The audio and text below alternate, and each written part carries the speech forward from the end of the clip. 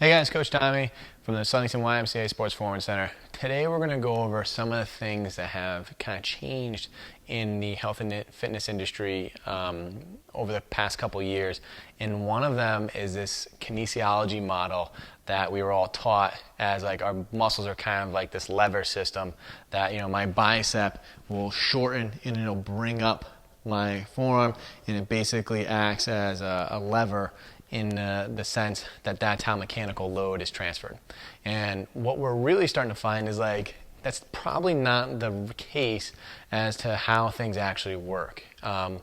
And what we want to try to think of things more as is a expansion and compression model. So your body is this basically tube of toothpaste where you have all this fluid and other components that basically get expanded and compressed as we move throughout the day, as we breathe, and just how we interact with our environment.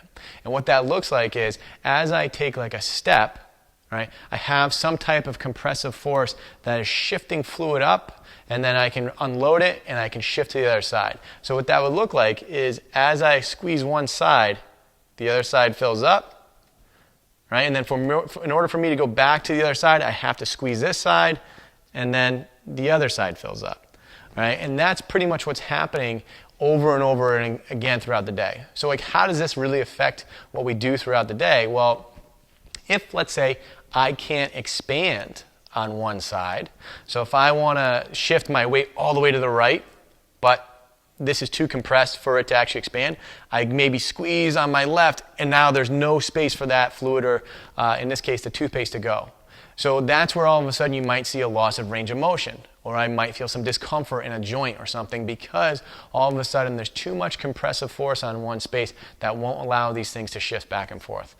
So one of the things that we typically see with our athletes and our one-on-one coaching clients is as we are trying to recapture maybe a range of motion. So if someone wanted to bench press and they're like, coach, I just feel sometimes this pain in the front of my shoulder. Everyone was always kind of thinking, we need to strengthen our external rotators, or we need to do some type of shoulder warm up. And in reality, what you're probably doing is shifting fluids back and forth. And sometimes it works really well because you kind of happen to guess right based on maybe your structural makeup. And other times you're like, I didn't do anything, right? I didn't see any benefit. And that's also why we see a lot of times people don't carry on with maybe a warm-up routine or a physical therapy routine because it doesn't actually address what we're trying to manipulate. So one of the things that has become very apparent is we typically need some way to either assess where that space is and where we need to move fluids or expand or compress, and then also you have to pick the right exercise to actually do so. Right? So one of the things that we've been using a lot, which is kind of interesting, is a inverted breathing exercise. So you would have someone put their knees up on a box, and then they'd go to their hands to the floor.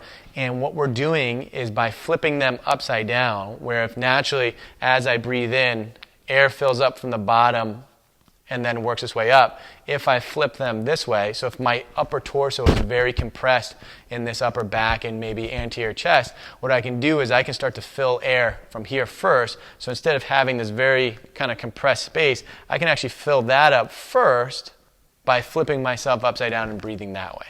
And those are just some of the things that you don't really ever think of based on an old model, because it doesn't really come into play as this lever system needs this space to work within. It just kind of always has operated that way. So when you're thinking about what you want to pick as a warm-up exercise, or even an exercise that's going to hopefully drive you either more capacity or more force production, you might want to be cognizant of the fact that, it's not just me moving at this elbow joint. It's actually the fact that can I expand in the right spaces so that the fluid can move out of that space and I can compress it and then come back down. Or maybe I need less space so that I can handle a heavier compressive load to work with it. And that might be someone that's like, well, if I really want to squat heavy weight, I actually don't want to expand at all. I want to think everything compressed, and that's going to help me tolerate the load.